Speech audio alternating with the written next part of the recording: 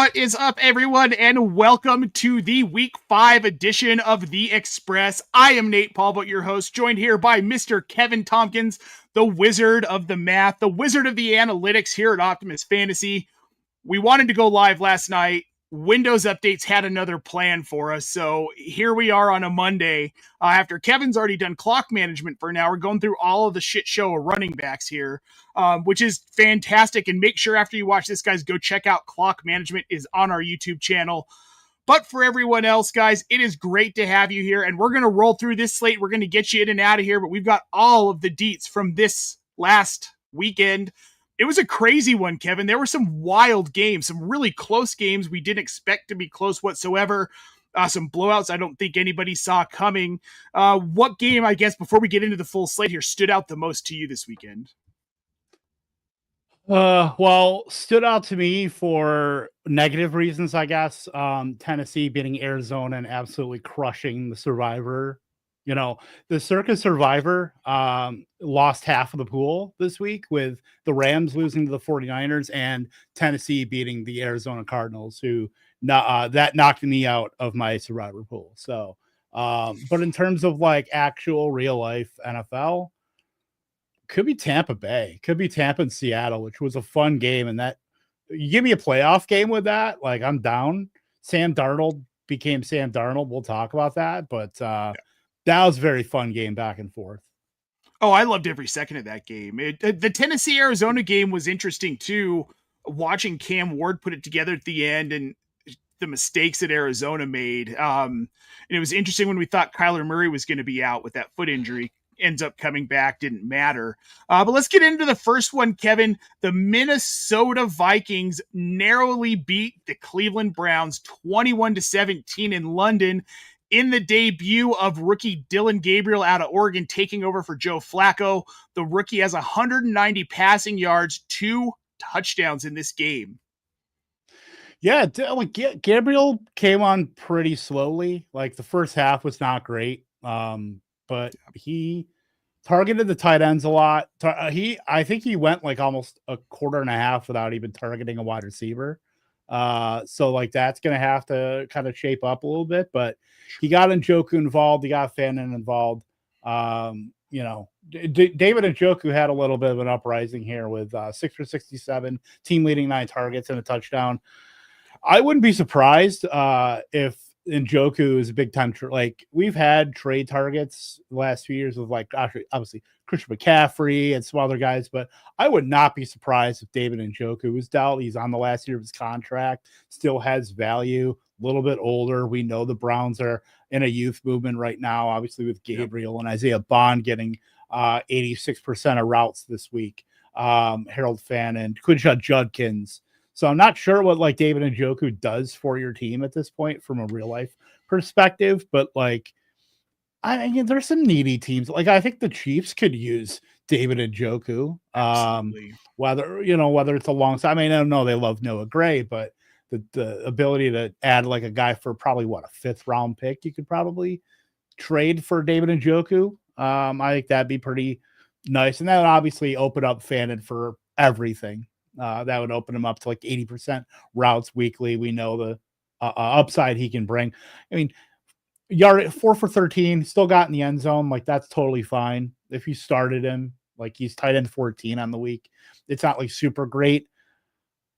Njoku's probably a little ahead of Fannin right now, but Fannin's like on the fringe where if you're feeling frisky, sorry, Lou, to be the bearer of news that will not be good for you and your Bills.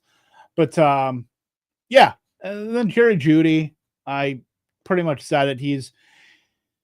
Maybe Jameis Winston made Jerry Jeudy because outside of like that whole half a season, Jerry Jeudy has been just awful stemming back to the Broncos. So just give me, I guess Isaiah Bond is like if you're hoping and praying on a Browns receiver, but I'd still be targeting the tight ends here. I mean, whether it's Njoku forever, how long he's there, Fannin, and then Quinshon Judkins is fucking awesome. The next Nick Chubb, people are saying 23 for 110. I mean, he's this offense, and from a fantasy standpoint, him and Harold Fannin, I'm interested in as well. Fannin being that other tight end. And I'm a big Fannin fan. We've talked a lot about Harold Fannin, and I do think at this point they can like reliably move Njoku. They just simply don't need him. This is a team that's in rebuild. Get a pick for him. Move on. Needy team. Please God, not the Chiefs, though. That would make me just want to cry. That was the first team I thought of. Like that probably could use a guy like that. I mean, maybe Washington. I guess. Like I guess Washington could use him. Cincinnati could use him because he can block. They can just put him in at left tackle and call it a day. Cincinnati already rotates through like 9 tight ends. They probably why not have it? They're not doing, and they're they're gonna have to, obviously with Burrow out, they're not going to be competitive. They wouldn't. Oh God, they wouldn't need him. I mean, maybe. I mean, Houston's better, better than some of their parts. They could probably get an upgrade athletically. Yeah, I'm just scrolling through teams. I mean, if you want to make a Rondé Gadsden like a year 2 guy, send him to the Chargers. Sure. Again, I don't like that one either. Let's move on to the other side of the ball here, Kevin. The Minnesota Vikings, the victors, just barely in this game. 1 touchdown pass for Mr. Cam Akers. It was a really nice pass. Otherwise, Carson Wentz, 25 of 34 for 236 yards and a touchdown. Not really necessarily impressive here. Jordan Mason, also unimpressive, 13 carries for 52 yards. He got benched for a good part of the second quarter. Nothing other than, Justin Jefferson, 7 for 123. That was exciting. But otherwise, what did you take away from this game? On the Minnesota side, at least. Justin Jefferson's playing at our best wide receiver. If you needed to fight the aliens with route running and with just the overall skill of a wide receiver, you'd be sending Justin Jefferson out first. Jordan Addison, it was really weird because he did not play at all in the first quarter. People are wondering if it was a disciplinary thing because it was Jalen Naylor pretty much out there and Adam Thielen for a little bit too. Addison ended up coming in the second quarter, 5 for 41 and a touchdown. He's still pretty awesome. 75% of routes. Basically, you would have had almost close to 100% route participation had it not been for that first quarter. Hawkinson, totally fine, 6 for 38. Not too much to glean from this. Not much gain for Xavier Scott. We were wondering if he was going to be more of a focal point with Jordan Mason, considering his game, in Dublin, where Xavier Scott ended up getting the end zone. 5 for 18 on the ground, nothing through the air. So, Scott's probably a decent hold right now, but you're not starting him, under any circumstances. He's mainly, a break glass, handcuff for Jordan Mason, Jordan Mason is starting to get a little more involved receiving, which is good to see because that wasn't his profile in San Francisco. He was never really a pass catching running back, and even chipping in a little bit. The intent is important to show that they're willing to give him 4 targets. So I think that's perfectly fine. And Carson Wentz is again, perfectly fine. He's getting the ball to the guys that should be getting the ball. And that's all you want from a backup quarterback. Yeah, Wentz is perfectly fine. I honestly think he's better for this offense, especially for Justin Jefferson and Jordan Addison than JJ McCarthy. I don't know what's going to happen when McCarthy comes back, if McCarthy comes back, but I am getting nervous about Justin Jefferson when that does happen. Kevin, are you at all? No, I'm not worried. Talent. I mean, look, we'll hit on it with the Bengals, but I'm not worried about these uber wide receivers, no matter who's throwing the ball, because the intent's there to get those guys the ball first and foremost, and then yak ability. I'm not worried about that. Maybe the upside case is diminished just slightly, but not worried in a macro kind of way. All right. Before we get on to the next game, Kevin, we've got this question in the chat here I want to hit up. It's from Galaxy Pickers on YouTube. He wants to know if he should pick up Mason Taylor or Theo Johnson at tight end off of waivers. For me, it's going to be Theo Johnson. Kevin? It's Mason Taylor. I think it's pretty obvious with 10 targets, 967. I know the game kind of got out of hand in terms of the passing game stuff. 54 dropbacks from Justin Fields. But this is a team that doesn't have a second target, and a tight end that can be the second target. Obviously Garrett Wilson is front and center, number 1. Nobody's touching that. But you have a lot of ambiguity with guys that Josh Reynolds who are getting 75% of routes, Arian Smith that's getting 63% of routes. outside of that, like Mason Taylor kind of sticks out, and the fact that he can command this kind of volume, I think, is bullish there. You're not going to get that every week, but now we know some of the upside. We know that he can earn targets. So I would go with that versus Theo Johnson, who is like fine and probably has a little bit of a runway with some of the issues they have in the receiving game there. But I mean, I would always go for target volume versus guys that score touchdowns, like just because that target earning is going to lead to touchdowns in the end. Fair enough. Both played for New York teams, so it's hard to be super excited about either one this season anyways. But you got to do what you got to do, especially this time of year. Let's move on to the next matchup. The Las Vegas Raiders losing on the road to the Indianapolis Colts 40-6. Let's start on the Raiders side of this, Kevin, because Geno Smith seems to have fallen apart. He now has 3 games with multiple interceptions, 2 of them with 3, and this past one against Indy, he has got 2. Are we getting into the neighborhood of Geno Smith being not only unstartable, but unrosterable in fantasy? I mean, you're not starting him anyway. You're probably not rostering him either. Look, the offense is built around Brock Bowers. When Brock Bowers gets hurt and you don't have him, obviously you are running around like a chicken with your head cut off. You don't know what to do. You don't have any direction in the offense. We got 59% of routes from Albert Akuibunam.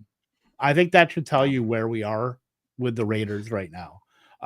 Jacoby Myers, 4 for 32, whatever. Trey Tucker, 4 for 62, whatever. Like, this offense is broken right now because it doesn't have Brock Bowers, because he was the centerpiece of this passing game.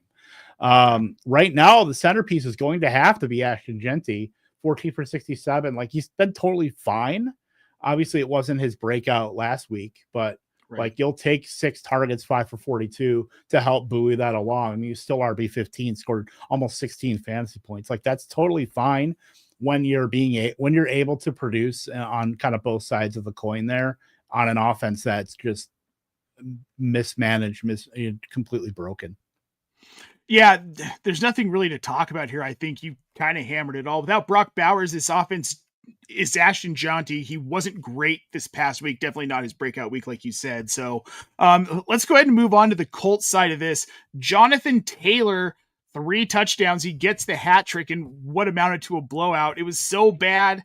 We saw Anthony Richardson get 2 passing attempts towards the end of this game here. Indy seems to be for real, Kevin. Daniel Jones seems to be for real, and Jonathan Taylor is having an RB1 season. Is there anything else to take from this? I mean, the passing game was like totally like Michael Pittman Jr. I know they haven't had Alec Pierce, but Adonai Mitchell's right now in the Caleb Johnson doghouse. Only 6% of routes. They talked up before like during inactives when that news was coming out. They talked up Ashton Dillon getting routes, and he did 84% of routes, 104 air yards, 2 for 55. You're not going out to roster Ashton Dillon, but that should kind of tell you that you should not be rostering Adonai Mitchell. Even though he almost got in the end zone last week, had we not fumbled before the goal line, which we'll talk about that specific scenario in a later game. Yes. But Josh Downs, 6 for 54 is like fine. I mean, this game was just like fine outside of Jonathan Taylor being 2024 Saquon Barkley, because that's pretty much what he is in this offensive environment. They didn't have to do too much heavy lifting on offense. It was mainly a lot of the defensive stuff, and then the run game with Taylor. Like for that, there's not much that comes with the offense. Tyler Warren had a touchdown too on 75% of routes. So I mean, nothing gaudy, but it's one of those 40-6, like a team win where everybody got kind of a little bit of the pie, but nobody got a huge slice. I think my biggest takeaway from this overall is that we can believe in this offense. Daniel Jones is a good NFL quarterback at this point. He's doing big boy NFL things consistently. Yeah. And same with Jonathan Taylor looks phenomenal. It was really low on him coming into this season, especially when we thought it was going to be Anthony Richardson, but he's done exactly what we thought he would do in the absence of Richardson, and he's been phenomenal. So let's move on. Oh, go ahead. No, you're good. Oh, I was gonna say, let's move on to the next game because, I mean, again, this was a blowout, not a whole lot to talk about here. This game was more interesting than it should have been. The New Orleans Saints getting their first win of the season at home, Kevin, 26-14 over the New York Giants. Let's start on the New York Giants side of this. Jackson Dart, after what was a pretty impressive debut, he throws 2 interceptions to 2 touchdown passes, and those 2 coming early to Theo Johnson. He just looked disjointed against a mediocre defense in New Orleans. This team altogether looks just disjointed to me. Yeah, you're going to get that from Jackson Dart. He's still, he's a rookie on his second start. I mean, you kind of have to expect some kind of hiccups here, and this is clearly one of them. I mean, the Saints I've said it, they're better than the record has been. They're kind of spry in terms of they play fast, they play with teams, and then obviously a similar team in terms of like where they are in the NFL right now, the Giants. Nobody's calling the Saints or Giants Super Bowl, contenders by any means. There's definitely in the bottom half of the league, but those are teams that if you're going to be like decent, those are teams you should beat. And, the Saints got their first win. As far as the Giants go, Wandale, we were expecting him to carry some volume, and he did, but it just was inefficient, or not inefficient, but not really mattering. 5 for 30. Scatabo carried some volume. He had 21 opportunities for over 100 yards. I think it was 104 yards, 15 for 59, 6 for 45. And that's what you want to see from a running back like this, where Cam Scatabo is not just going to be completely game scripted out. You like Genty, where you're still mattering in the receiving game. So that's going to boost up your floor considerably, to where you go from a bottom end RB2 to a guy that you can confidently start no matter the game script. They're going to still be involved. So the plane is basically being built out of Cam Scatabo right now in this offense. 69% of the snaps, nice. 61% of the routes. He did lose some touches to obviously Jackson Dart on the ground, and then Devin Singletary is going to be involved because he's such a great pass protection running back. And he's always going to get his in terms of a few carries here and there, maybe a reception or two. He had 2 targets today, but you don't have to worry about Singletary encroaching on Scatabo unless Scatabo just completely falls off. But you'll love to see that from Scatabo, just getting on the receiving side, as well as, in a game where you still lose by 12, you're getting 100 total yards, 6 targets. We just wanted to throw this up here. Quick injury update. Brock Bowers is currently considered week to week by Pete Carroll. So just something to monitor there. Let's move on to the other side of this game. The New Orleans Saints finally victorious. Spencer Rattler, 21-31, 225 yards and a touchdown. He's been, over the last 4 weeks, mildly efficient. He's been playing decently. He's up to QB 20 right now in fantasy. Granted, it's been against some weaker defenses, but is there anything to this? Are we watching him grow up in front of our eyes, Kevin? I don't know if we're watching him grow up, but he's like a 3-year-old right now. Last year, he was a newborn, where he's developing some motor skills, but he's you're not gonna go out and start with Spencer Rattler in week 6 or wherever. You're not going out and do that, but it's nice to know that he's holding off Tyler Shuck.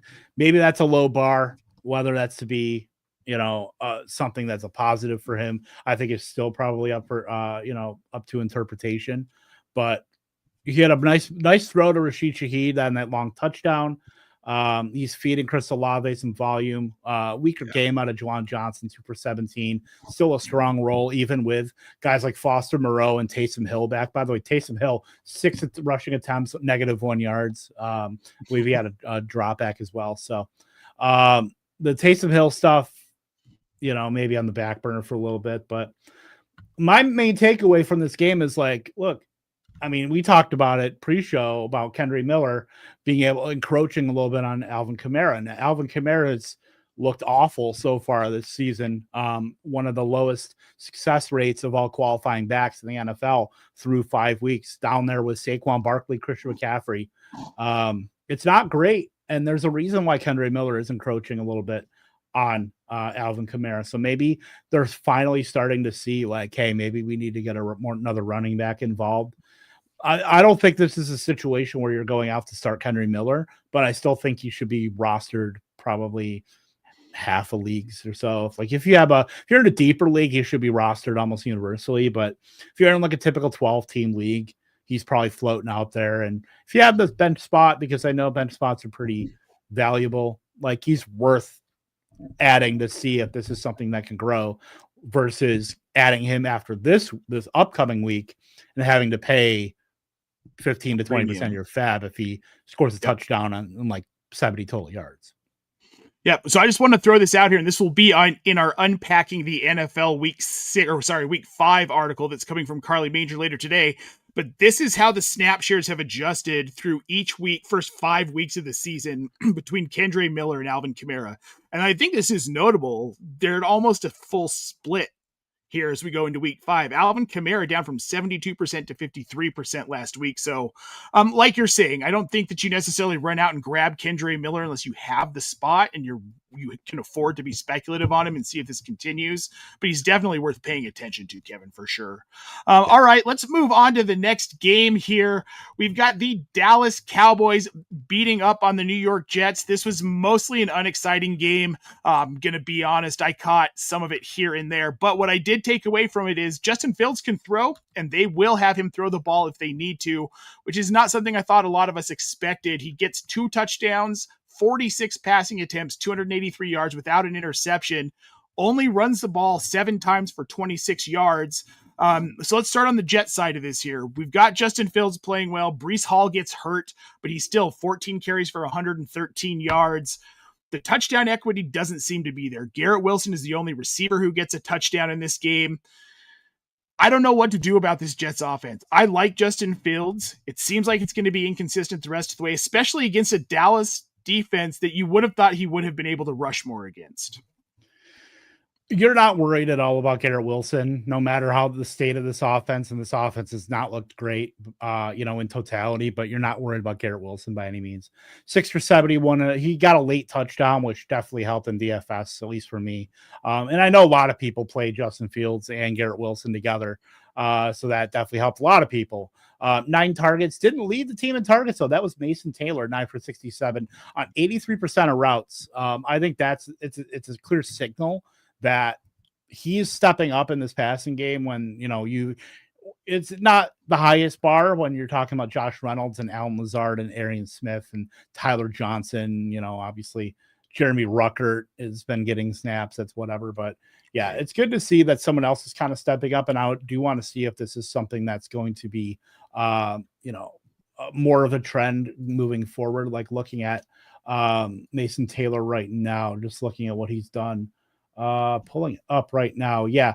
Where did it go? Here we go. Yeah, he's been pretty much a 70 to 80% routes guy the entire season. But right now his season total is 76.6% of routes on the season. And he had a 5 for 65 game that I think we might have glossed over it a little bit. Now with yesterday, 10 targets, 9 for 67. I think he's a universal ad, especially with tight end being a pretty weak position. I know tight end came back pretty well yesterday in terms of like a lot of guys scoring and a lot of guys putting up stats. But I think Mason Taylor, to this point right now, even with Justin Fields, I think he's a guy that needs to be added in most leagues, if not all. Yeah, I'm with you. If he's going to see that kind of volume, and I kind of feel like we should have maybe seen this coming. He's 88% snap share, 72%, 74%, 81%, and 84%. He's been on the field. It feels like they were just trying to get him worked up. Right? And again, Josh Reynolds, Alan Lazard, that's not really major competition, especially for a tight end in a Justin Fields offense. Remember, Cole Kmet had a really good season with Justin Fields at quarterback. Yep. So, and for me too, I mean, that has to be that and Garrett Wilson. Garrett Wilson's always going to get what Garrett Wilson is going to get, which is always going to be probably a top 10 performance every week. So let's move on to the other side of this, Kevin. The Dallas Cowboys.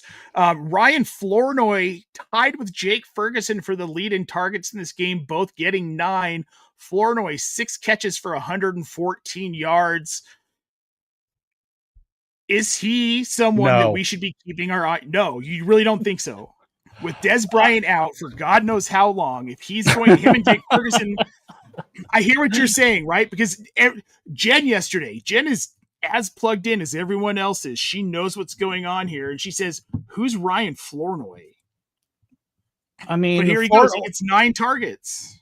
Yeah, like he's fine. He only ran 64% of routes. It's going to be very hard for him to get routes going forward with Jalen Tolbert. You know, obviously Pickens and Tolbert are mainstays on the outside there, and then obviously guys are mixing in the slot as well. Like Pickens has not gone into the slot. He only was in the slot 6.7% of his snaps.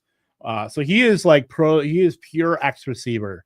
And that's something that the Cowboys talked about, that they didn't want to put too much on Pickens' plate, especially with Lamb out. They didn't want to move him into the slot. They want him to get used to being the X receiver, because obviously with Lamb moving into the slot and 3 wide and then playing flanker and 2 wide, you know, they want to be able to have Pickens there to not have to worry about moving positions. So they're going to keep him there for the most part.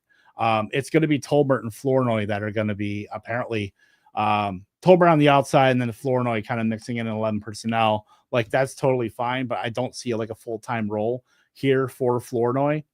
He got well over, you know, some of the other guys like Jalen Cropper and Jalen Brooks. A lot of Jalen's, by the way, on the Dallas Cowboys, especially wide receivers. That must be a handful for the wide receivers coach there. But do I think Flournoy is going to be a guy? I don't right now.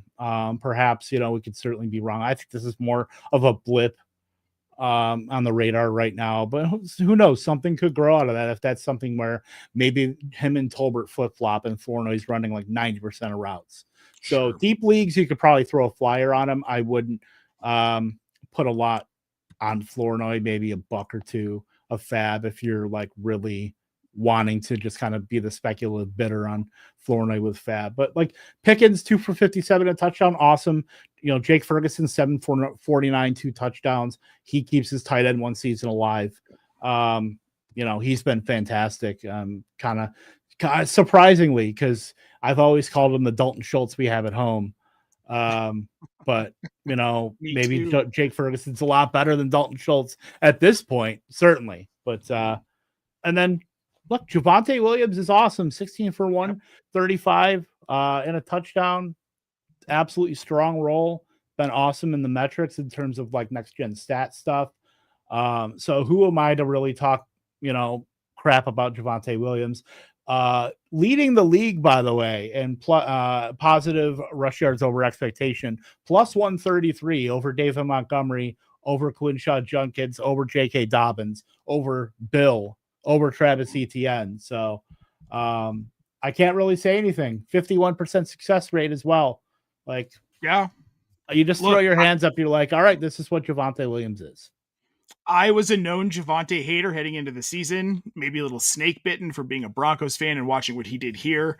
But you can't argue with what he's done this season. He's RB3 in PPR. He's only had 1 game below 15 carries. And that was week 3 against Chicago. He still had 76 yards. He was still double-digit fantasy points. He's going to keep doing it every week. He works in this offense. He works well with Dak Prescott. His legs are working, and until he gets hurt, like, you got to ride the Javonte Williams train, and Jake Ferguson too. I mean, he's got he's at 48 targets now. He had 86 targets for the entirety of last season.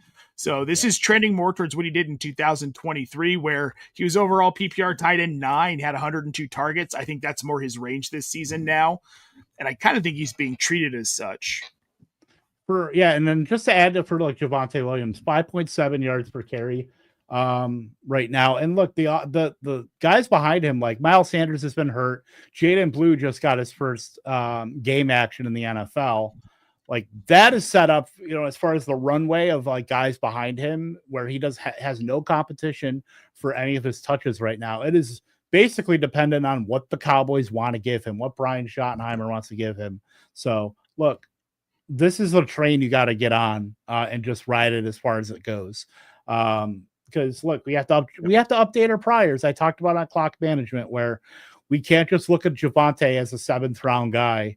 Right now, like the zero RB bros, we're eating good with Javonte, with Bill, with J.K. Dobbins, with like a lot of Quinshon Judkins. We're eating good in the zero RB streets.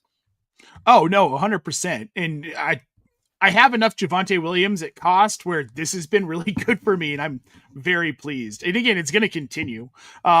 Bill. We'll get to that game though in a little bit here. We're gonna move on to our next matchup: the Denver Broncos defeating the previously undefeated Philadelphia Eagles 21-17 at the Link, no less. Kevin, this was a really interesting game, and we'll start on the Denver side because Bo Nix in the first half looked awful. He looked like Spencer Rattler light. It was not good. Turns it on in the second half, finishes 24-39, 242 yards and a touchdown, added 3 carries for 22 yards on the ground. But ultimately, he willed this team to a win over a very good Eagles defense. Is Bo Nix first half Bo Nix the rest of this season, or is he more like second half Bo Nix the rest of the season? I think that's what all of us who have him rostered are trying to figure out.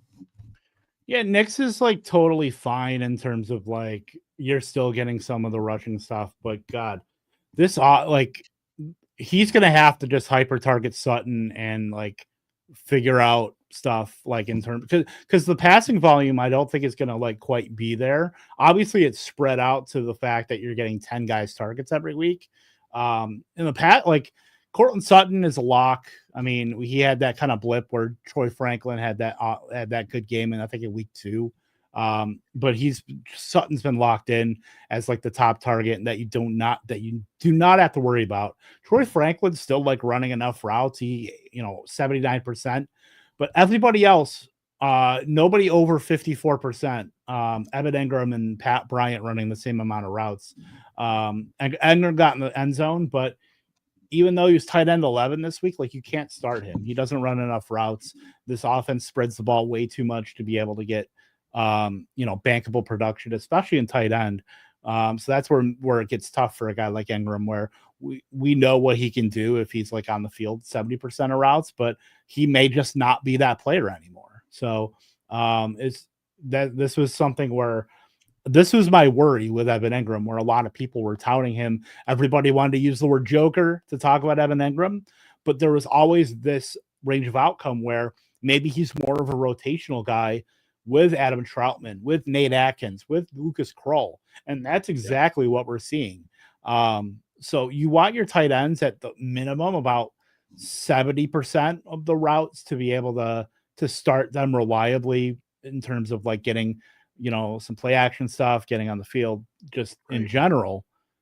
Ingram's not even doing that. So you can't start him despite getting a touchdown. And then J.K. Dobbins, I think, is almost a universal start right now. And I talked about it on clock management too, with like Archie Harvey. You're getting the slow burn with just like Trevion Henderson, where you have it's one thing to have everybody fumbling in New England, but here in Denver, you have a back that's been efficient, that's been excellent, especially in fantasy, to where why would you give RG Harvey more when, you've got a perfectly good J.K. Dobbins that's everything Sean Payton wants, that's still getting 53% of the snaps. I mean, he's not going to get on the field routes wise. Tyler Bidet is still running 37% of the routes per drop back. So that's, taking off some of the upside there, but he's almost matchup independent as well, especially against the Eagles team in Philadelphia, 20-79 and a touchdown. Yeah, J.K. Dobbins is the guy. Harvey, again, we talked about this before the season when people were hyping him. That's fine. He's going to have a role in this offense, but he's not going to be the RB1. He's not taking over a guy like J.K. Dobbins. Once they brought in Dobbins, I kind of felt like that dream was over for Harvey. And that's fine because he's been efficient and they're going to keep just doing what they do. If you can get 15 to 20 carries a game out of Dobbins, you're going to get 70, 80, 90, 100 yards out of him, and you're going to get a touchdown. And in fantasy, that's all I want from these guys, especially when you're drafting zero RB and you're getting them in like those mid to later rounds. and they're producing. Javonte Williams, J.K. Dobbins, two phenomenal examples of that. And for me, I never expected J.K. Dobbins to really get any passing work. So even one catch is just kind of a nice little present, I think, for Dobbins owners. Let's move over to the Philadelphia side of this.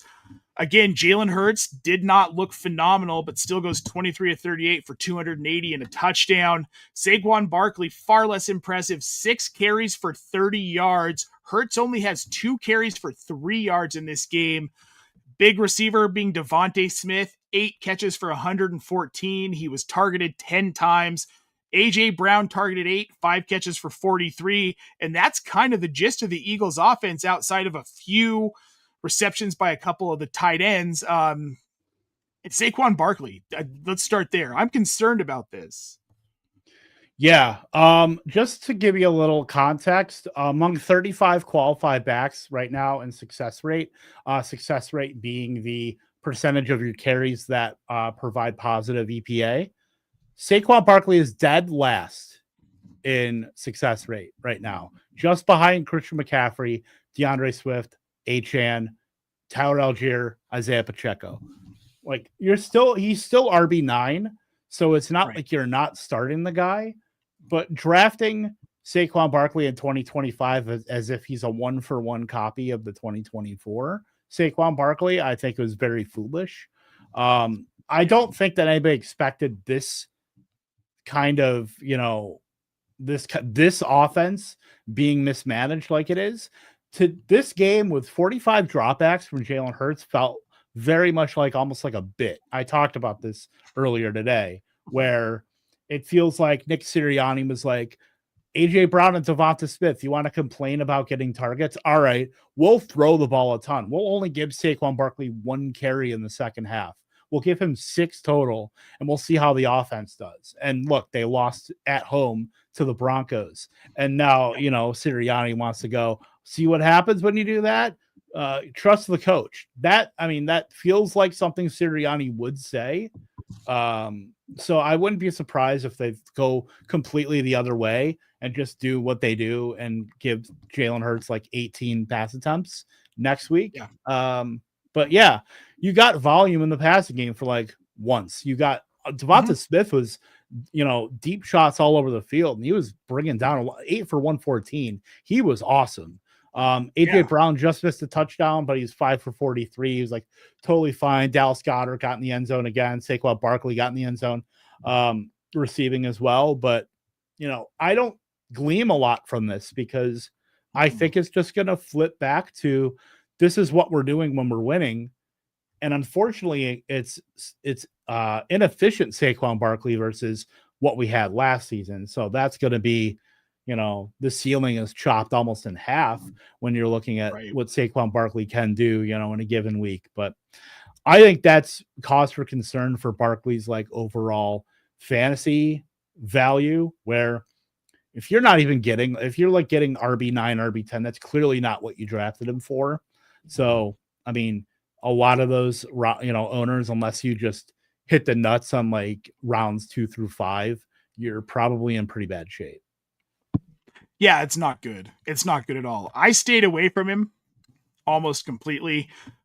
We had some conversations during the offseason again about this where it was, he's not going to do that. He's not going to get even close to what he did in 2024. He'll be productive, but going as a top 5 running back just seemed crazy to me. And I think maybe it was just a little bit crazy.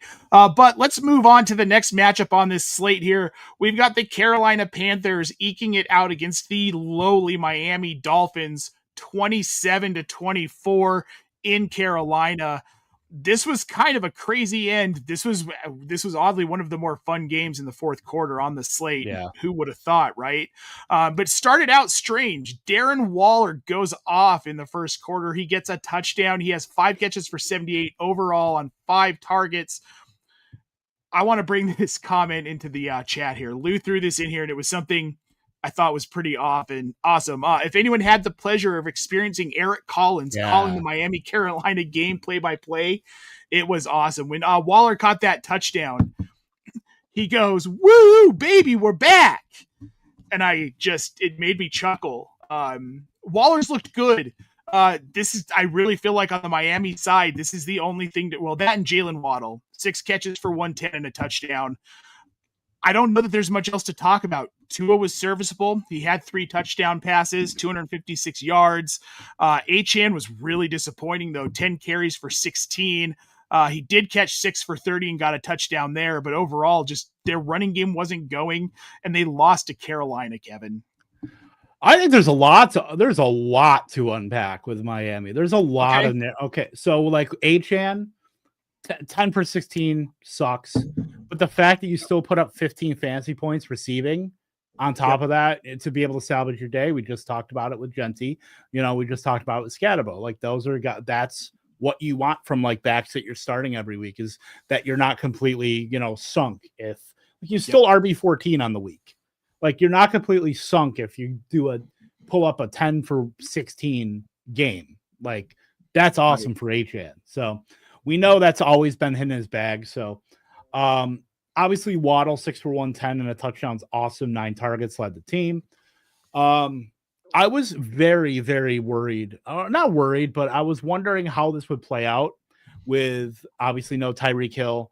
Malik Washington was a very popular pickup. I talked about him quite a bit. I probably never talked about Malik Washington more than anybody than I did, obviously this past week.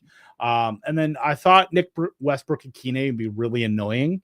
He was annoying in terms of that he ran 73% of routes. He didn't earn a target.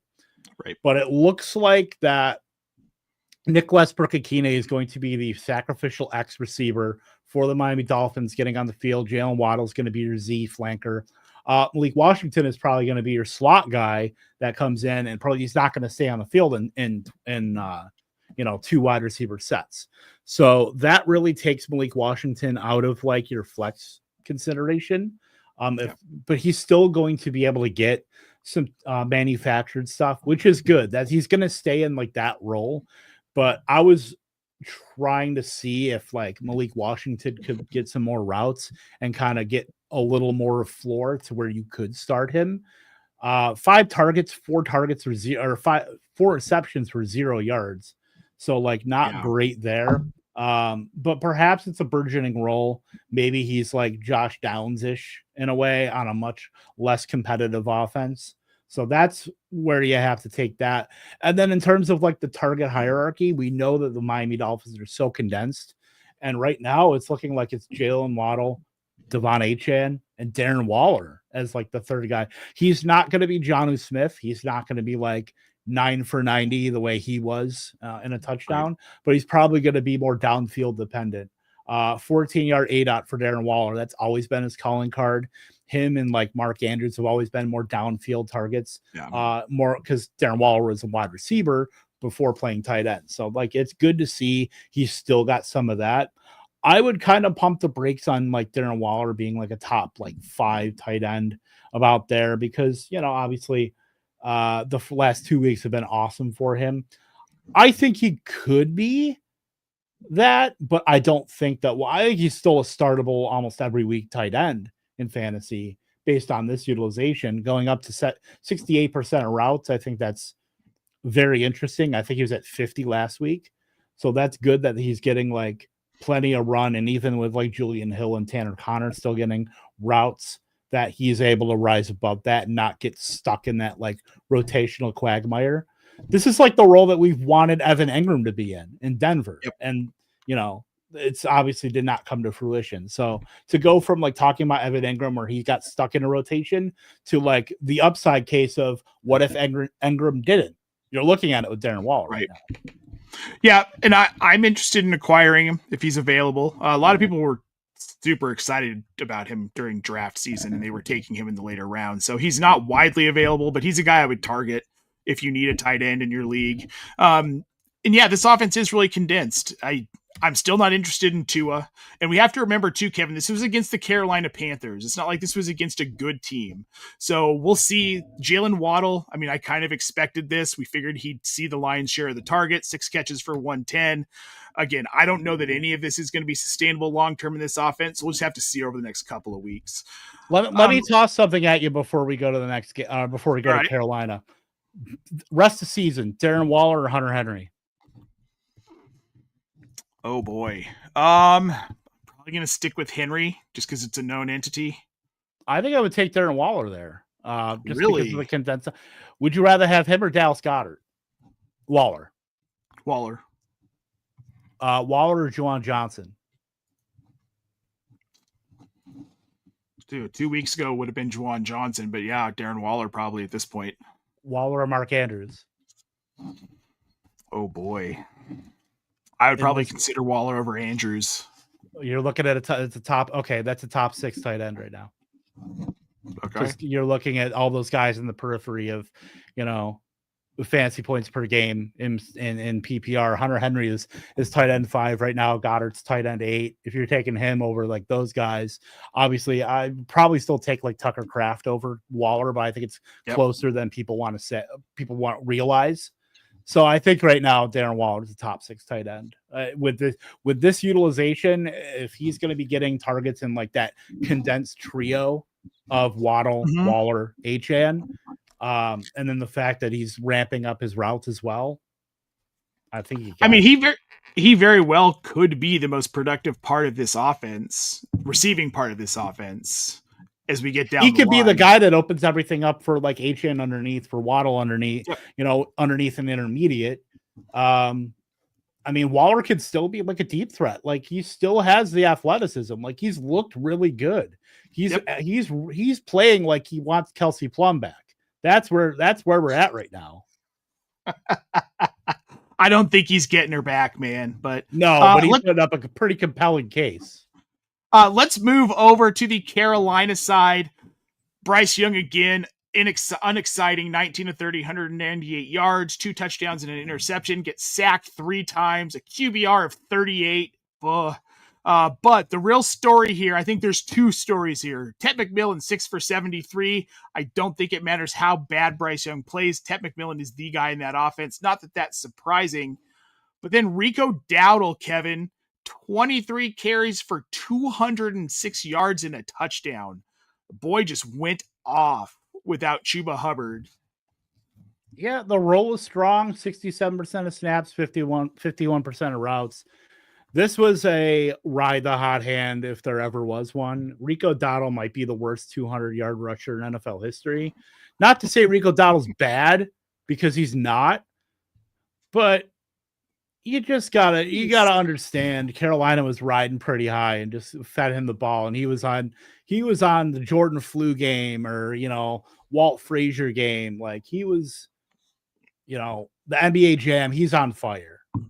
That you're not mistaking him for Adrian Peterson or Jonathan Taylor, but it probably means that if he's getting another start, you can probably start him. You're just clearly not expecting 206 yards. I was actually surprised that they didn't get Schreiber Etienne more involved because DJ Dallas was also active for this game. It was kind of annoying in terms of like the third down stuff, where Rico Dowdle kind of came off the field in those situations. But Trevor Etienne, I know, is a guy they like that they drafted late. And I know they paid Rico Dowdle in free agency, so that's whatever too. But if Rico Dowdle gets another start, like he's perfectly fine in terms of like an RB2. But if you're expecting these generational games, obviously you're kind of crazy. Ted McMillan, the fact that he could produce like this pretty independent of how bad this offense is should only tell you how good Ted McMillan is. So he's a universal start no matter what. Anybody else like missed me with Xavier Legette. By the way, Xavier Legette, that touchdown 2 for 31 brought his yards per round run up to 0.17 on the season. So beautiful. That's right down there with everybody else. Demario Douglas and guys like that. Jalen Hyatt, gotta love it. Yeah, I've got Lou Brunson in the chat here.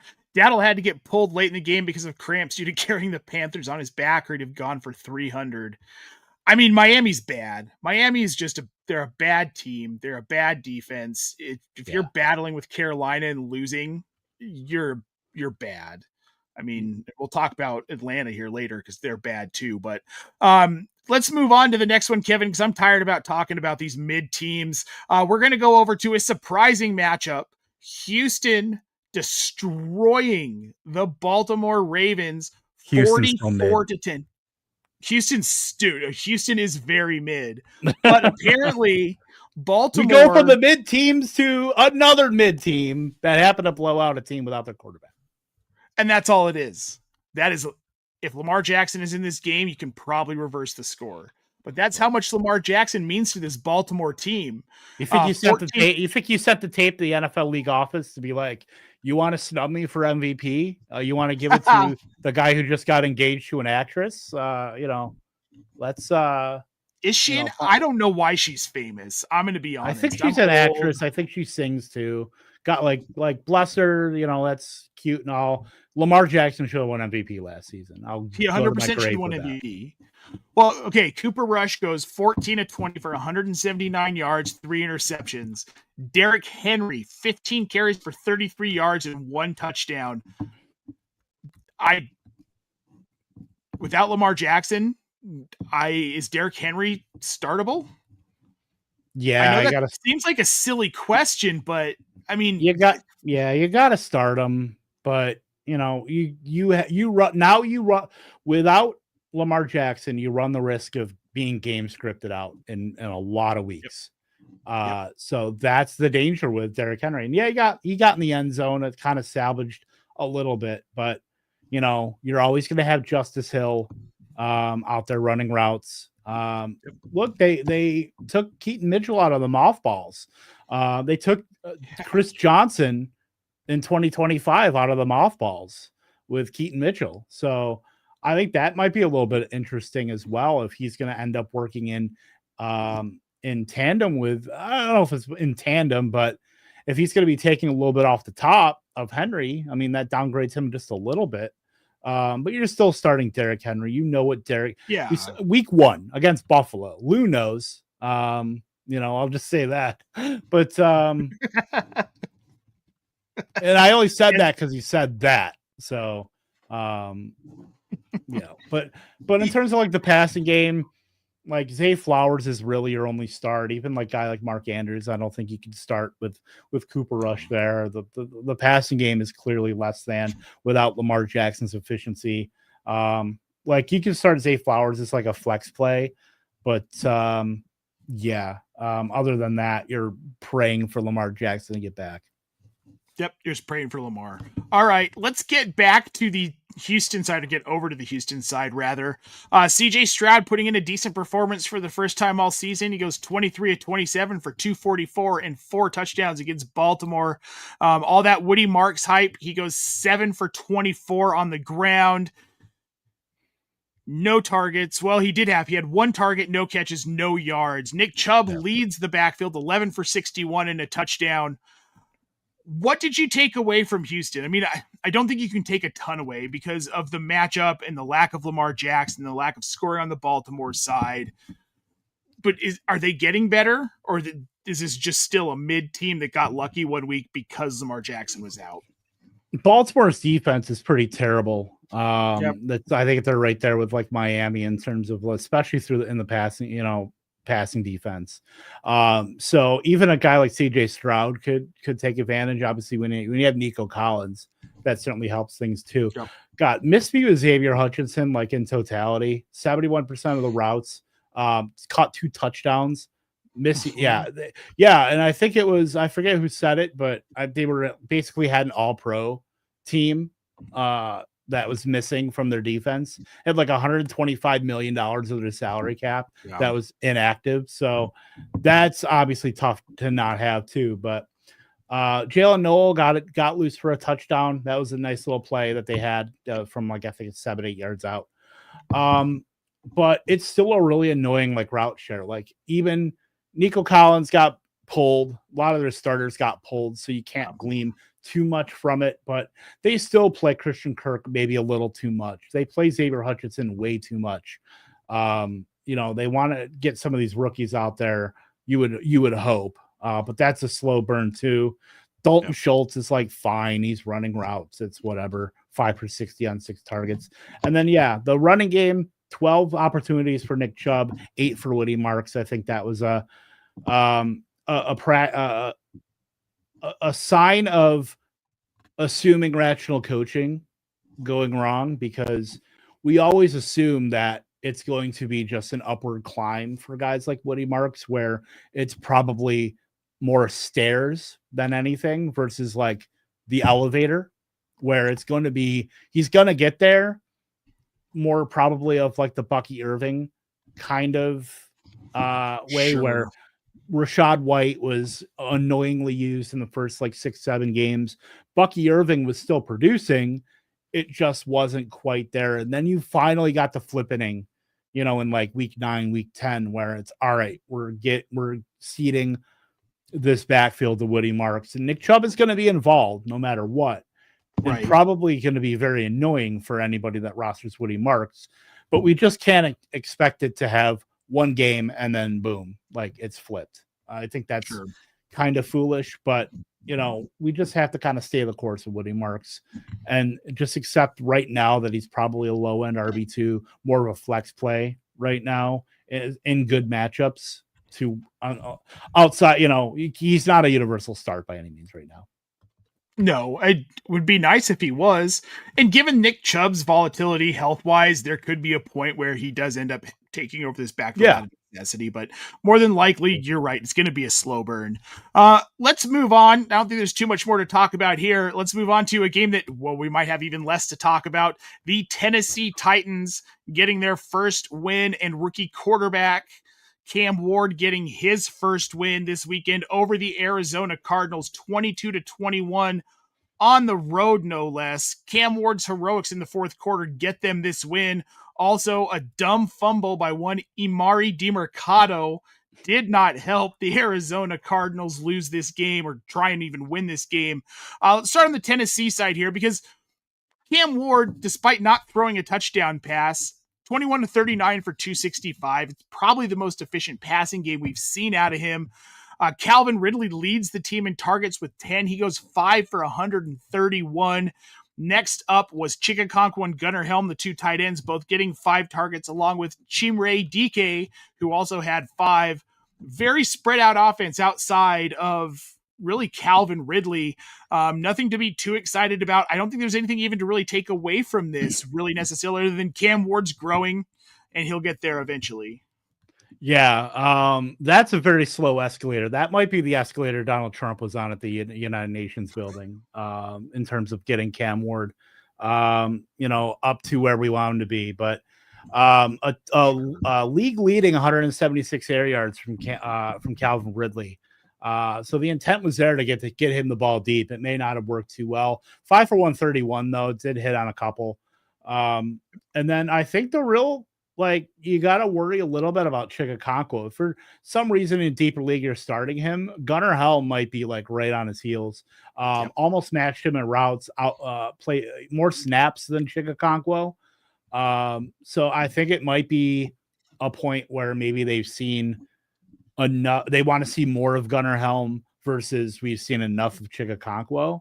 So I think that's a real boon for a guy like Helm, where he's not a guy you're picking up by any means. It's just interesting from a team level perspective of how they're going to operate. But in terms of this offense is not one you want to target anybody. It's fine to see the Calvin Ridley 5 for 131, but you're still pretty hesitant on starting a guy like that, where if this was the best game you got out of Cam Ward so far, and it was 21-39 for 260 something yards, you still got a lot of growing to do. Cause he has not looked very good and granted the team is obviously rebuilding. Their offensive line is not great. Their defense is pretty bad. It's a total team rebuild. Tony Pollard can only do so much on this team. 14 for 67 at a rushing touchdown, 3 targets, 3 catches, 11 yards, still RB12. So he's technically an RB1. We'll see if that holds after tonight's Chiefs Jaguars game, but the role is still strong, even with Tajay Spears coming back. Spears had 4 carries for 14 yards, didn't really factor too much. Only 23% of the routes, 25% of the snaps. So the role is still firmly in Pollard's favor. It could be a ramp up for Spears as they get him back into the offense, but nothing you have to worry about on that front. Yeah, I was thinking the same thing. Tyjae Spears will be a ramp up. He'll be a point at some point, probably like week 9, 10, where it's like, oh yeah, no, I can flex him now. But for now, it's not there. Well, he's like Justice Hill. He runs a lot of routes and then is involved in that, but he's going to be like an occasional carry guy. We saw like his upside at the end of, I believe it was last season. It was. But, we'll see if it like manifests anything, but I don't think it will. I think they're still pretty tied to like, we want to give Tony Pollard, as much as we can give him to kind of give Cam Ward a little bit of like a respite. Sure. All right, well, let's move on to the other side of this one. The losing Arizona Cardinals. They're now 2-3 and 1-2 at home, Kevin. Kyler Murray goes 23 of 31 for 220 yards. He does not throw a touchdown, does not throw an interception, but was sacked 3 times. In the rushing game, Michael Carter takes the lion's share of the carries, 18 for 51 yards and a touchdown. And I think this is notable. Michael Carter tied for the team lead in targets with Marvin Harrison Jr. with 5 apiece. Of course, Marvin Harrison did more with it, 4 catches for 98 yards. Michael Carter goes 5 for 22, obviously shorter targets, but it looks like Michael Carter, in the absence of Trey Benson and in the absence of James Conner, for now is going to be the lead back in this offense, probably punctuated by Amari DiMercado's bonehead celebrating before he got across the damn goal line and dropping the ball. Yeah, Murray DiMercado is probably going to be stuffed in one of those wooden boxes and put into a warehouse like in the end of Indiana Jones. Yeah. That's the way it probably should go. We'll see if it does. But yeah, that was a terrible play. And that is what turned the tide for the Tennessee Titans. The fact that they didn't go up 3 scores after what we thought was going to be a touchdown. That let Tennessee right back in, and obviously they won that game. But yeah, if you read the Angles and Leverage article that comes up every Saturday on Optimus, I pretty much nailed this backfield, like in terms of Amari DiMercado staying in his third down role, Bam Knight getting occasional carries as like the Chris Rodriguez type, and then Michael Carter getting most of the work and then some of the receiving work as well, because he's had the most starting experience, in terms of having like a decent starter level workload going back to his time with the Jets. And then he's always been a pretty solid pass catcher as well. So him kind of taking both of those roles, even though DiMercado at night did kind of take some off the top with like just being on the field more, you're still looking at 57% of snaps, 46% of routes for Michael Carter, 62% of the team rushing attempts for him, 18 for 51, the touchdown. Like you're still RB8, like 18.3 fantasy points. That's what you like to see. You're not going to get that every week. I think that this is going to be certainly a low volume running game, and you're going to get some pretty low weeks.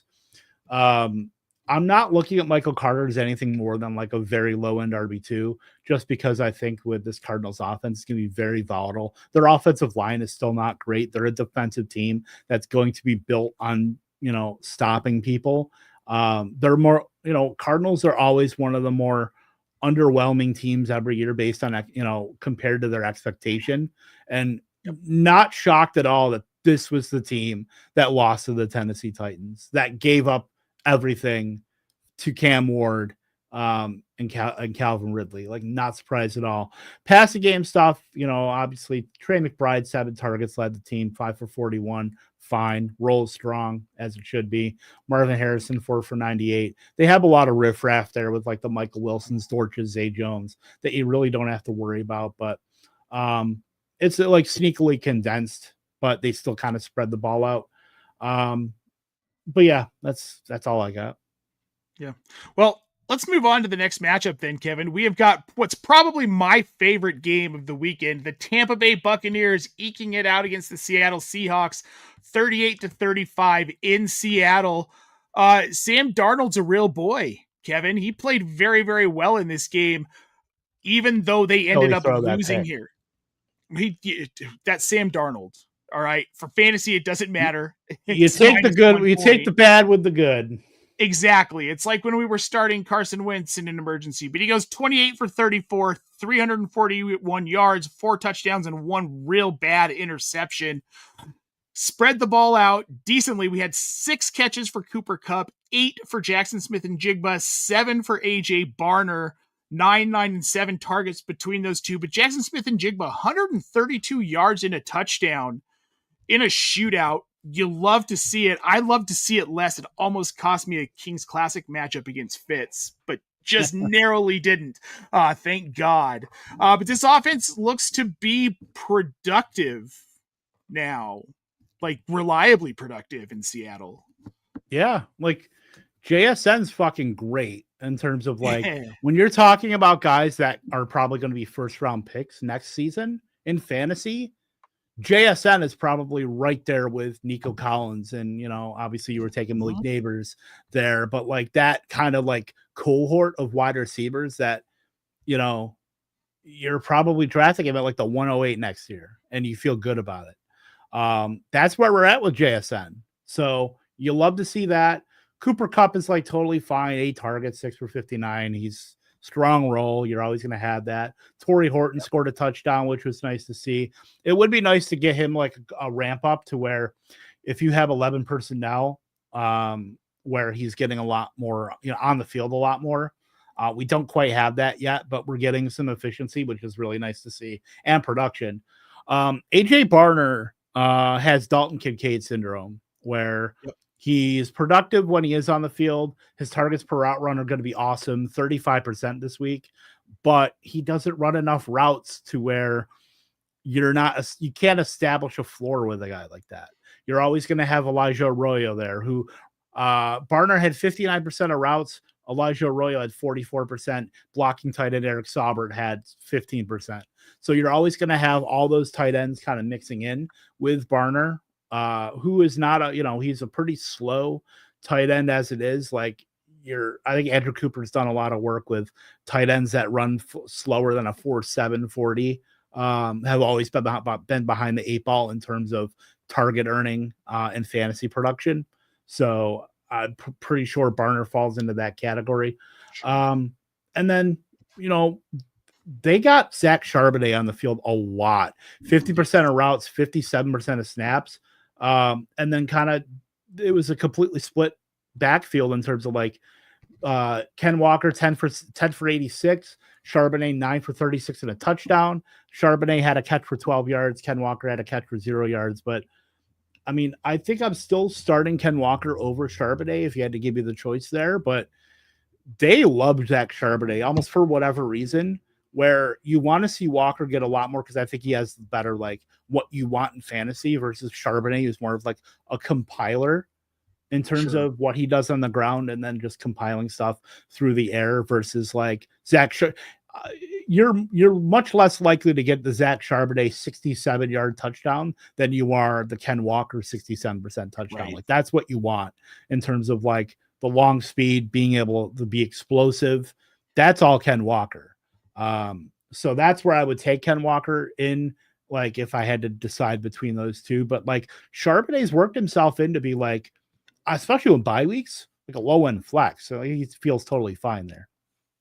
Yeah, the Seattle offense is a lot more potent than I thought it would be.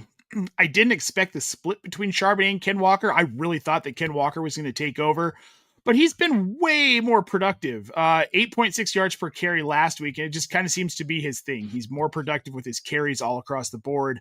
Most weeks, he had 8.8 yards per carry week 2, 4.26 yards per carry last week against Arizona. So let's move on to the other side of this one. My favorite team, my favorite quarterback, Tampa Bay Buccaneers, the victor in this game. Baker Mayfield goes 29 to 33 for 379 yards, 2 touchdowns, QBR of 90.7, and he spread the ball out quite a bit. We had 5 guys with 4 catches, 2 with 3, and then Emeka Egbuka led the team with 7 for 163 and a touchdown. My biggest takeaway from this one, we'll get into the running backs in a minute, but my biggest takeaway is Emeka Egbuka is the guy in this offense. As long as there's no Mike Evans and they're rolling Chris Godwin back very, very slowly, he's going to see the majority of targets until both of those guys are healthy. Yeah, Emeka Egbuka is on like a massive sun run right now in terms of especially scoring, but just consolidating a lot of the production in the offense. Like Sterling Shepard got in the end zone. That's totally fine. You want to see more out of Chris Godwin, but I understand that's probably going to be more of a ramp up with getting him on. Like he had 80% of routes. Like that's totally fine. He got back into the slot, which was, I think, very important for him in terms of like production wise, because he had been almost over 60% out wide last week in his return. So it was nice to see him get back in the slot. Over 53% of his snaps were through the slot. But yeah, Emeka Egbuka is awesome.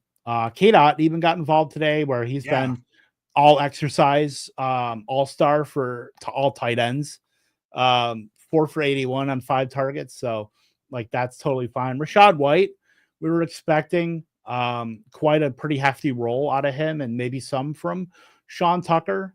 He didn't, 14 for 41, slightly inefficient, 2 touchdowns and 4 for 30 through the air. You're looking at 23 fantasy points. That's awesome. So we're hoping the Bucky stuff isn't super, that won't put him out for too long. Because you are going to have some efficiency issues, especially on the ground from a guy like White, where that's a spot where Sean Tucker has been a lot better. We think back to week 6 last season where he was overall RB1. Sean Tucker was with 36 fantasy points. I'm sure we all remember that. That helped almost nobody. And then everybody was trying to play him in DFS the next week and got burned. But yeah, like I think Rachaad White's a totally fine mid-range RB2. As long as he's getting this work. 56% of the team rushing attempts, 80% of snaps, 64. That's a very sizable role for Rachaad White, even with Sean Tucker there too. So definitely bullish for him going forward as long as, Bucky Irving is out. But yeah, Baker Mayfield's awesome. And Emeka Egbuka is like even better. I was actually scoffing at the Emeka Egbuka price on like DK when it comes to DFS, because he was like the 6th highest salary for wide receivers. And I'm looking at it like nobody's going to play him. And he ended up probably winning people tournaments because he was, in tournaments, like if you look at the Millie, if I had to like guess his ownership, it was probably sub 7% based on the salary. I think it was like 6,900. Yeah. And he went off, man. He had a huge game. I love him. One of my favorite prospects coming into the draft. And he landed on one of my favorite teams. I think I need to get an Emeka Egbuka creamsicle jersey for Christmas now. That's what I'm gonna do. That matchup, by the way, that was the number one uniform matchup of the season so far, by far. Oh, hands down. Beautiful. I love those classic Seahawks uniforms. They remind me of Dave Craig and Steve Largent, man. Chris Warren, the early days of Sean Alexander. Warren Moon wore that uniform for a minute, man. Sure did. Brian Bosworth. John Kitna wore that uniform too. John Kitna did wear that uniform. Famed Detroit Lions quarterback John Kitna. Yeah. Oh, man. All right, we're going to move on to the next game. I think we've exhausted this one. Next up is the Detroit Lions not beating the Cincinnati Bengals as badly as we thought they would. 34-24 being the final score in this one. Let's start on the Cincinnati side of this because we finally get Ja'Marr Chase getting a couple of touchdowns. I think most Ja'Marr Chase managers breathe a massive sigh of relief seeing that. But otherwise in this offense, I don't think there's anything really to be excited about. Talk about Ja'Marr Chase again, 5 catches for 82 yards. Yosavash went 5 for 82. Ja'Marr Chase 6 for 110 and 2 touchdowns. Chase Brown, 8 carries for 27 yards. No touchdowns in the rushing game. Don't know how they scored 24 points in this game, Kevin, but they did somehow. Jake Browning, again, 3 touchdowns, 3 interceptions. Kind of what you get from Jake Browning. This game is a sterling example of why you don't get cute with your starting lineups and why you look at Ja'Marr Chase. And if you're doing anything but putting him in your lineup, you are behind the 8 ball. Ja'Marr, I understand it's Jake Browning. And he's awful. He had some terrible throws in this game. He looked horrible, but he still got 45 dropbacks. He still had a ton of pass attempts. And the fact that you have Ja'Marr Chase and T. Higgins on the other side that you can throw the ball to. Ja'Marr Chase is 6 for 110 and 2 touchdowns. Second most air yards of any wide receiver still play in week 5. T. Higgins even got in the end zone. Carly had to breathe a sigh of relief for T. Higgins. Blue sky yesterday. 7 targets, 3 for 22 and a touchdown. Yoshivas, I'm not super worried about. That's going to be like a blip where I'm not expecting anything like that going forward. He's mainly a guy. He is a sacrificial X of this team where he runs all the routes. He will probably be a mainstay on the all exercise team at season's end. But anything else like Chase Brown, 7 for 21 receiving and then 8 for 27, like you still got double-digit points. You still a top 24 running back, but I think we probably, even though the role is strong, and I was a little bit worried about Samaje Perine, especially if this game got out of hand, and it did for the most part, where obviously the Bengals got some scoring late, where Samaje Perine was going to be the one that takes a lot of the work from Chase Brown, and that looked to be the case with matching Brown on routes. Both ran 47%, and then just below him, 47% of snaps as well. So not much to really glean with other than don't get cute and bench Jamar Chase because of the matchup. Yep. Nope. Always start him. Let's move on to the Detroit side of this. A little bit more to glean from here. Jared Goff, 19 of 23 for 258 and 3 touchdowns. We have David Montgomery, 1 for 1 for 3 yards and a touchdown in the passing game in his hometown of Cincinnati, going back to what he played in high school, which I thought that was pretty cool. Narrative Street was buzzing, man. That was the most Dan Campbell narrative that you knew was the anytime touchdown markets for David Montgomery were like, what was it? I think it ended up at like minus 190 or something like that. You weren't winning money on that bet. You weren't winning money on it. And of course, Montgomery adds 1 on the ground, 18 carries for 65. We have Jahmyr Gibbs, 12 carries for 54.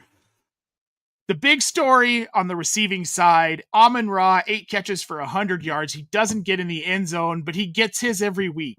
Amon-Ra will continue and is the alpha receiver in this offense. Jameson Williams, still just kind of a bit roll guy, 1 catch for 9 yards. He only had the 1 target. Same thing with Isaac Tisslaw, 1 catch for 12 yards, only the 1 target. This is Amon-Ra's offense as far as wide receivers go. And this is a really good, solidly performing Detroit team with, I think, players you can rely on every week, in and out, no matter what. Yeah, like the quietest 8 for 100 out of Amon-Ra. It's like clockwork. You can set your watch to it. Sam Laporta does kind of get lost in the weeds a little bit, but 5 for 92 and a touchdown here. Yep. The role is always strong. The production is going to kind of vary after Amon-Ra St. Brown. Obviously, it doesn't vary for Jameson Williams, who has been incredibly quiet over the last few weeks, where I forget who said it, but he looks more like the Mecole Hardman of this offense right now with what he's doing. Where he's very tough to start right now, even though know that the everything is strong in Detroit, where you have an offense that's not afraid to throw when they need to. Obviously the environment's great, but Jameson gets really lost in the weeds. So I know it's very hard to start, going forward. You probably should as like a flex, but you got to know that there's going to be the spikes that come with the valleys. Like that's just who he is. And if you didn't know that going in, I think you kind of know now. Jahmyr Gibbs had a receiving touchdown as well. I thought Sam Laporta had a second touchdown, but it was also a guy that is very white and Brock Wright that got the touchdown too. But yeah, it wasn't a great, I was tinkering with playing Gibbs and Montgomery in DFS. I ultimately just decided to go just with Montgomery, and I'm happy I did. As far as salary stuff goes, but yeah, this was his game. This was always going to be his game. This was Narrative Street 101 right here. And with a guy like Dan Campbell, that's, he's going to lean into something like that. There's only a couple coaches where you can be very sure that they're going to be, leaning into narratives like this. Tampa Bay is one of them, and that's always gone back to Bruce Arians, where he was always a guy that wanted to make sure Mike Evans got his 1,000 yards, wanted to make sure guys got their quotas in terms of like contract, incentives for X amount of catches, yards, etc. So like Dan Campbell's like front and center of like this. So anytime you have like a narrative, I know this is like a very, very unique use case, but this is a guy that like, if Amon-Ra St. Brown is playing, in front of Equinemius and, his bodybuilding father, that has like some sort of weird complex, in Vegas, fire up your Amon-Ra St. Browns. Not that you're not anyway, but, narrative street. Well, yeah, no, for sure. And you love to see it. I love David Montgomery. All right. I want to get to a couple of these questions here we've got in the chat before we move on to the last two matchups of the weekend here. We've got Titan Style saying, Kevin, he lost Malik Nabers, just traded George Pickens and Zach Charbonnet for Jamar Chase and Calvin Ridley. Thoughts on this trade here? Other wide receivers are Ladd McConkey, Jameson Williams, Romeo Dobbs, and Darius Slayton. His other running backs are Saquon Barkley, Travis Etienne, Woody Marks, Ramondre Stevenson, and Trey Benson. Like, it's fine. I mean, I think technically you got the best player in the deal in Chase, but obviously it's a depressed environment for the Bengals. So it's probably a wash because I don't really value Ridley that much in the Tennessee offense. And, Charbonnet has a role, is like fantasy relevant, but also has contingent value as well in the Seattle offense. That's a lot better than we expected it to be. I think it's fine. I mean, obviously you're starting, Jamar Chase and Ladd, and I mean, depending on who has the better matchup, Ridley, J-Mo, whatever. Yeah, I think it's fine. Yep, same. We've got this one for Real Kev wants to know, Chiefs or Jags tonight, Kevin? There's only one for Real Kev in this whole thing. You're looking at him, but you know what? I'll cede that to you for the purposes of this question. The Chiefs, and it's going to be very ugly. Yeah, I think so too. Stats Project over on Twitch, trade Ramondre White for Travion Henderson, Nick Chubb, or neither. Run to the podium to see if you can do that for Chubb. Run. Until he gets hurt, he's going to see the volume. I mean, Woody Marks will have his games like we talked about, but Adrian Peterson wants to know, was offered Pickens and Kyron for CMC. Would you do that? No. I would not. I don't think I would. No, I wouldn't. CMC is too valuable. He is that whole offense, and they're so banged up, and they keep getting more and more and more banged up. If we're going to see a lot of Mac Jones, I want to see a lot of CMC on my rosters. So literally wide receiver 5 with just his receiving stuff. Yep. Like, what are we doing? Yep. All right, we're going to move on to the second to last matchup of this slate that we will be discussing this fine Monday afternoon. This one, we've got the Washington Commanders dealing away the Los Angeles Chargers, winning 27-10 on the road at SoFi Stadium, even though it probably felt like a home game because the Chargers don't have any fans in LA, which is still such a weird thing to me. But every time they have a home game, it feels like a road game with the fans. So it's funny because they came from LA and then moved to San Diego and went back to LA. Well, LA's had too many damn teams. That's the real problem. And too many transplants. Let's start on the Washington side of this. Jaden Daniels back from injury. And those of us who were way overexposed to him were very pleased. Mixed results. He goes 15 of 26 for 231 and a touchdown in the air. 8 carries for 39 yards on the ground. The real story here, I believe, in my opinion, we knew Deebo Samuel was going to get his, and he did. 8 for 96 and a touchdown. But Ja'Cory, Bill, Krosky, Merritt, 14 carries for 111 yards and 2 touchdowns, Kevin. Yeah, man, this is beautiful to see. We finally got some separation in this running back room where it's been Chris Rodriguez taking like the first 2 series and then Bill working in after that. And obviously McNichols taking some of the receiving stuff. But we actually got some separation here. And it's, I keep saying this. It's very hard to put the genie back in the bottle after you have a 14 for 111 and 2 touchdown game. I'm certainly hoping that's not the case. But you're talking about a running back that's been massively efficient, and this has been kind of building up. And now we got the volume to kind of prove that thesis. Of all running backs We just talked about success rate being the percentage of runs that have been positive EPA.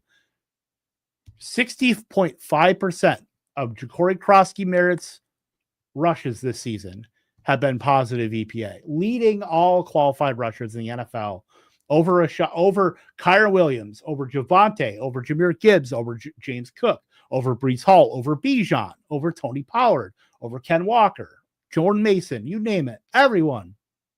Bill is at the top.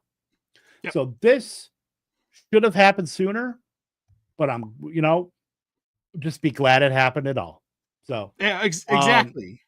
Yeah, I think you have to look at Bill right now as you shouldn't be hesitant, but I understand some of the hesitancy with a guy because it's hard to go against what you've seen and then you get a data point that says, that really hammers home the intent to one guy. You want to believe like what you've seen the most versus the one that outlier. But I think we're now at the point where you have to be starting Ja'Cory Krosky-Merritt in every league as at least a low-end RB2 with a lot of runway here in a good offense. Now that has Jaden Daniels back.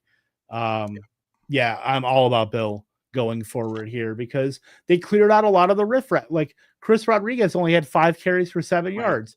Only 3 opportunities for Jeremy McNichols, 16 opportunities for Bill for 150 yards and obviously the 2 touchdowns on the ground, which was also because of some consolidation in the passing game too, where Debo went 8 for 96 and a touchdown on 11 targets. No other pass catcher had over 2 targets, and Bill only had 2 for 39. Everybody else had 1 catcher or nothing.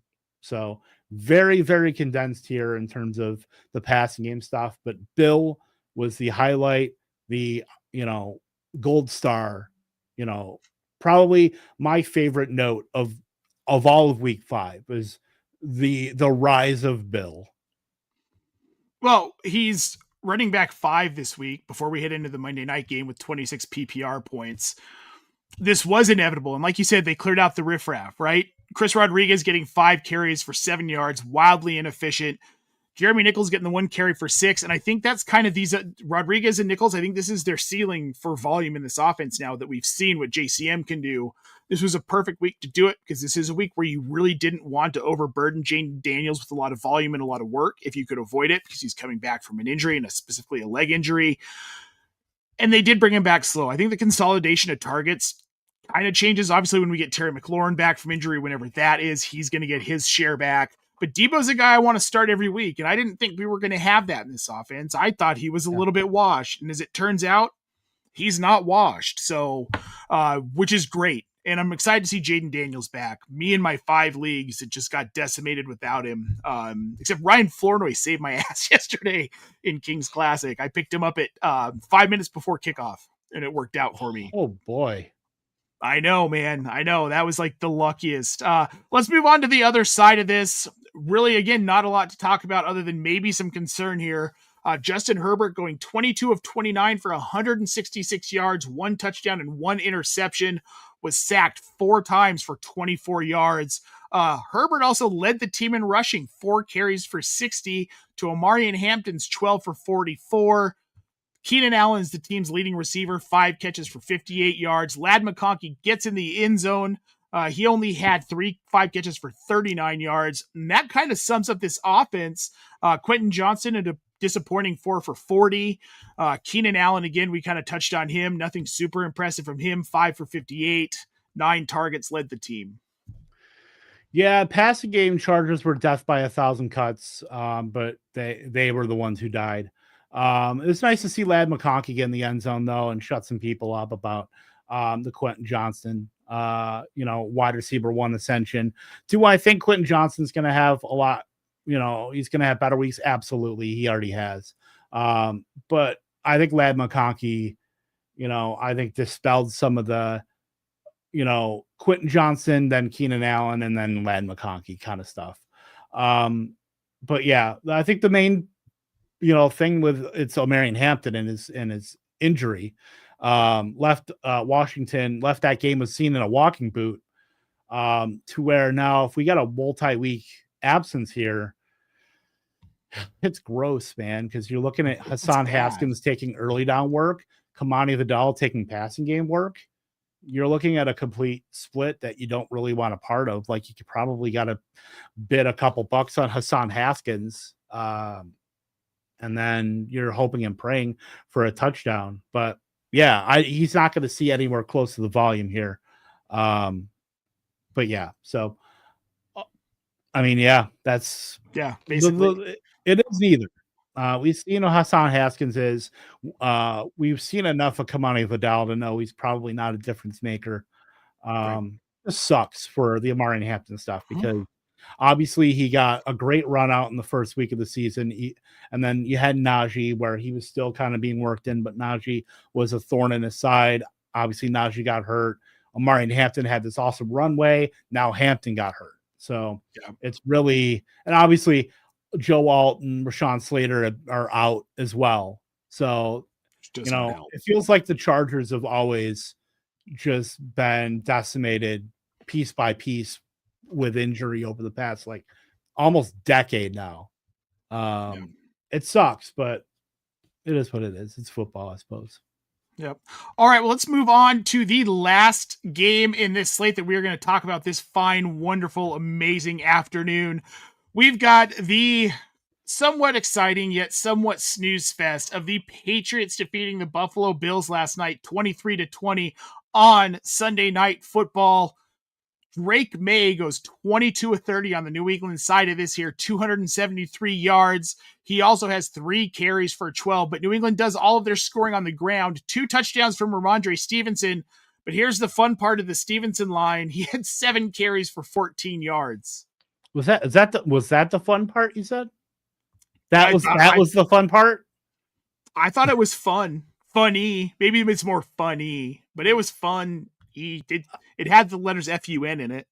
I mean, as the noted Trevion Henderson guy, like, this sucks. Mike Vrabel was clearly never going away from Ramondre Stevenson in what looks like the craziest pairing of head coach to running back since, like, Pete Carroll and Chris Carson, where no matter how many times Chris Carson fumbled, Pete Carroll always still went to him no matter what.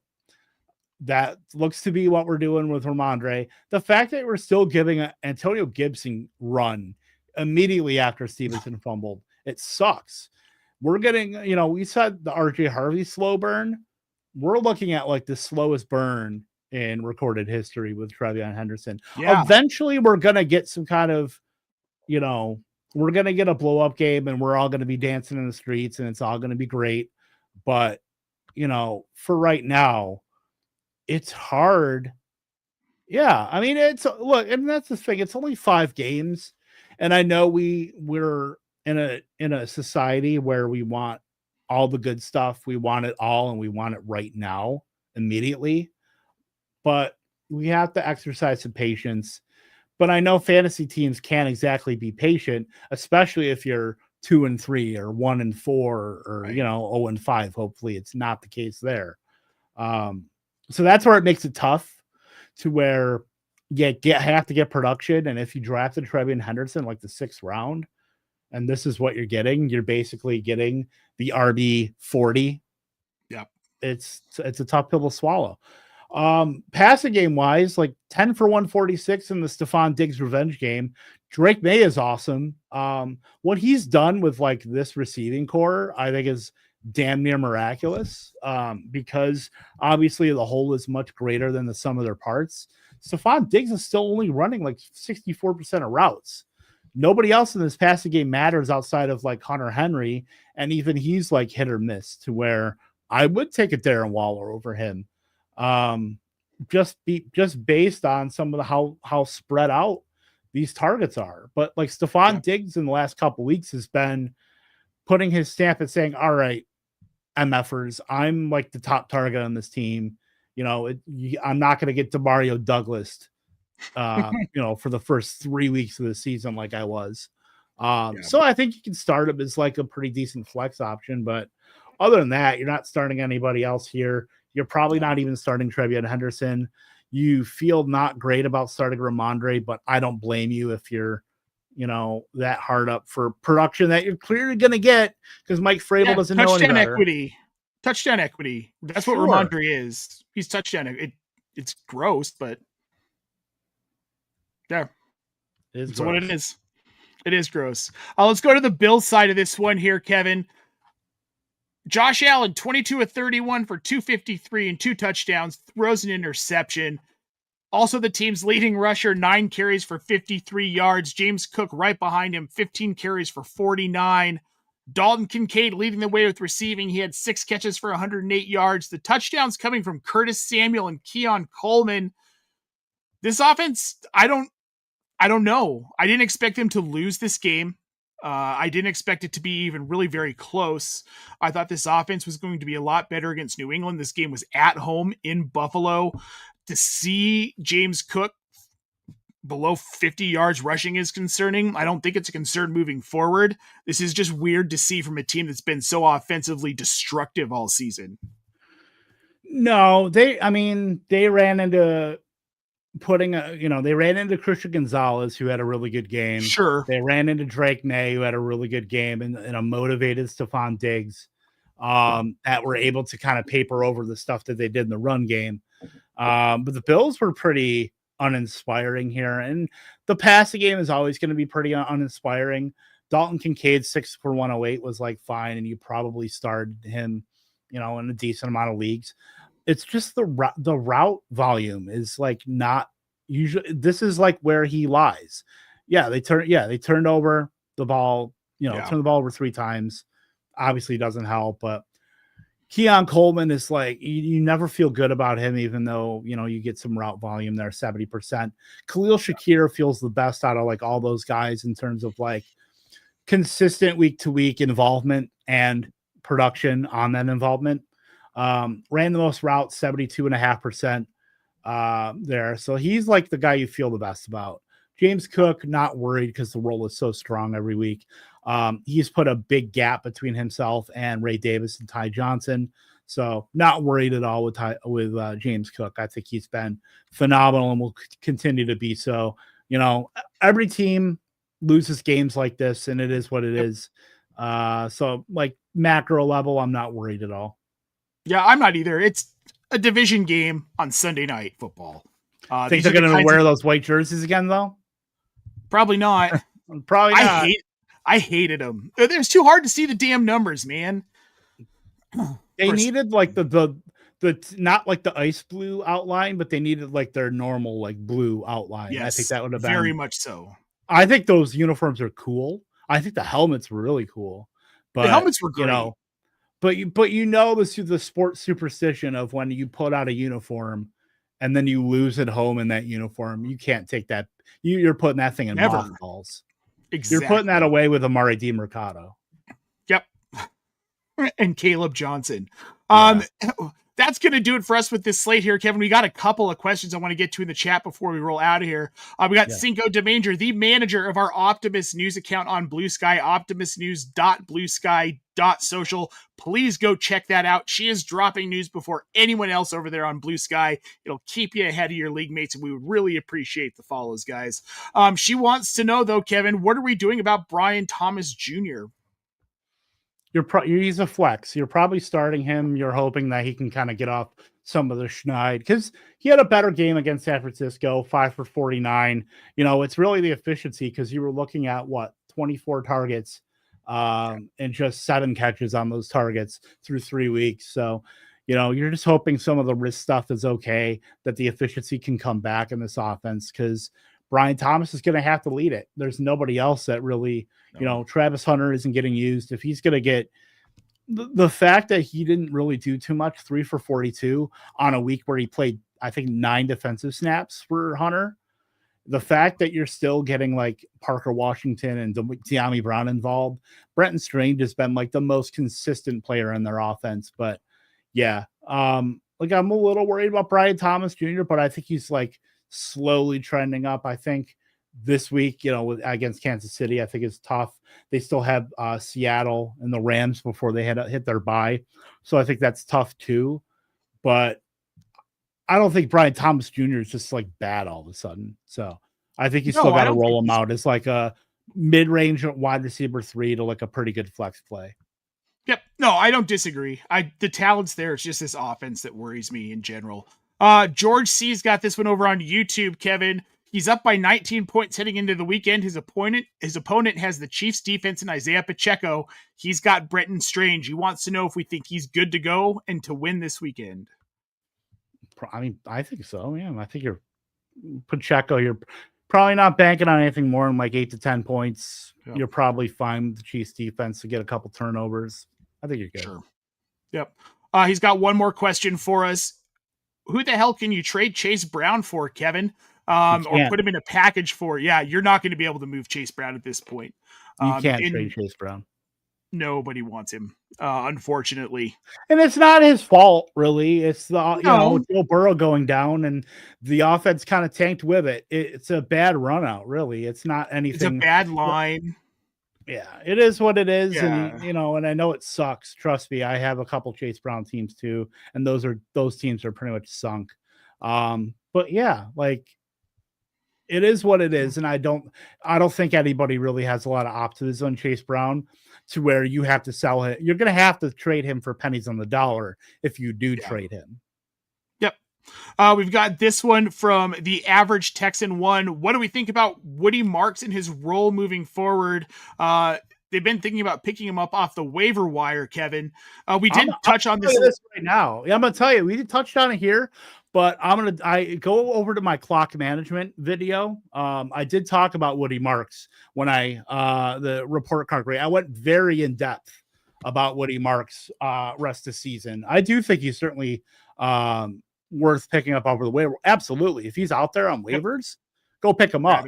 But we talked about him earlier on in this stream, and then go over to also on Optimus Fantasy, my stream on clock management. I talked about Woody Marks and Nick Chubb pretty extensively, probably for a good 5-7 minutes about that entire backfield. So go check that out. Yep, you can check that over on YouTube, The Average Texan. Thanks for tuning in. We appreciate it. Last one here before we get out of here. The Crypto Raccoon over on YouTube wants to know, well, first of all, what's up, guys? Great show. Thank you very much, sir. We appreciate it. Traded Chase Brown and Kyron Williams for Trey McBride and Alvin Kamara. What do you think about this trade, Kevin?